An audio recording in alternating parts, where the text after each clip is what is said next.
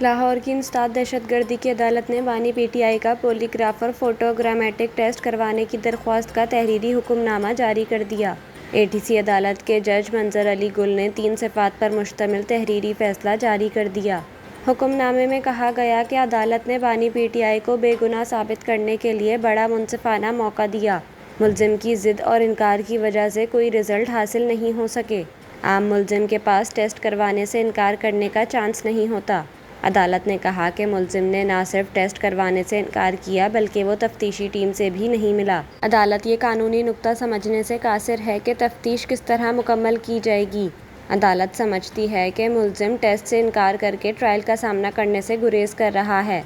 حکم نامے میں کہا گیا کہ عدالت ملزم کے وکیل سے متفق ہے۔ زبردستی ٹیسٹ کروانے کے لیے عدالت کے پاس کوئی مشین نہیں۔ عدالت اب ٹیسٹ کروانے کے لیے تیسرا موقع نہیں دے گی۔ ٹیسٹ کروانے کے بانی پی ٹی آئی کو 2 مواقع دیے۔